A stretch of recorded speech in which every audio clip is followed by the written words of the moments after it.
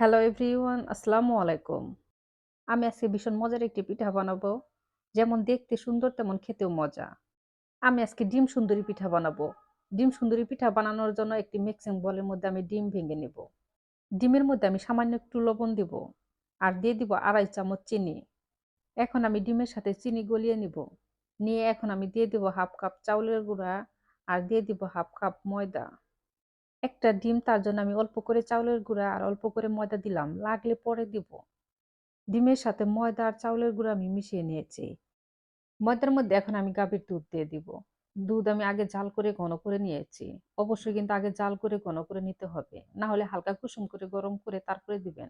আমি আবার অল্প করে চাউলের গুঁড়া আর অল্প করে ময়দা দিয়ে দিয়েছি। ১/২ কাপ করে দিয়েছি তো একবারে অল্প হয়েছে। তাই আমি অল্প করে আবারও দিয়ে দিলাম ময়দা আর চাউলের গুঁড়া। এখন আমি ভালো করে ফেটে নিব।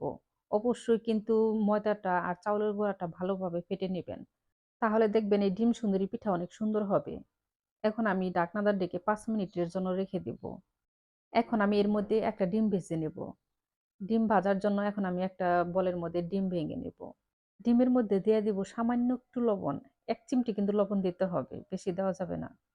এখন আমি ডিমটা ফেটে নেব। আর এখানে আপনারা চাইলে যদি মিষ্টি বেশি পছন্দ করেন তাহলে ১ চামচ চিনিও দিতে পারেন। আমি এখানে চিনি দিব না। এখন আমি প্যানের মধ্যে দিয়ে দিব সয়াবিন তেল। তেলের মধ্যে ডিম দিয়ে দিব। ডিমটা আমি এরকম করে রুলের মতো করে ভেজে নেব। ডিম আমার ভেজে নেওয়া হয়ে গেছে। এখন আমি উঠিয়ে নেব। দেখেন ঠিক আমি এরকম করে ডিমটা ভেজে নিয়েছি।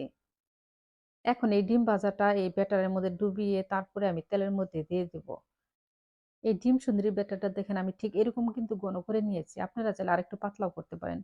কিন্তু আমার কাছে ঘন করে দিলে মনে হয় যে একটু বেশি মুচমুচে হয়।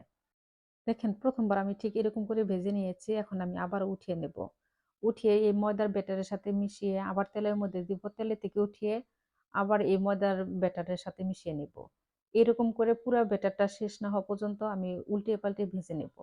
আমি যে ডিম দিয়ে ডিম সুন্দরী পিঠা বানাচ্ছি মনে হবে যে ডিমের কোনো গন্ধ আসতে পারে। কিন্তু না। এখানে ১ চিমটি এলাচের গুঁড়া, তারপর ১ চিমটি লেবুর রস, ঘি এগুলা কিচ্ছুর প্রয়োজন নাই। শুধু এইভাবে বানিয়ে তারপরে ভেজে নামিয়ে নিবেন।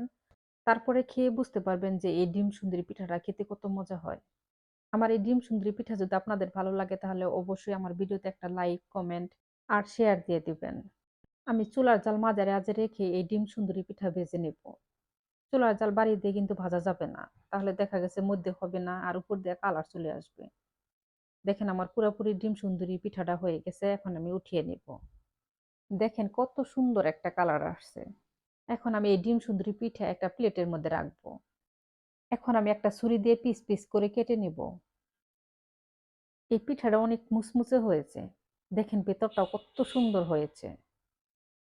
আর এই সুন্দরী পিঠা একবার যে কেউ দেখলেই পারবেন। খুব সহজ একটা পিঠা। সবাই একবার হলেও বাসায় বানিয়ে খেয়ে দেখবেন। আশা করছি অনেক ভালো লাগবে। আর এই পিঠা বানাতে সময়ও খুব কম লাগে। সবাই ভালো থাকবেন। আল্লাহ হাফেজ।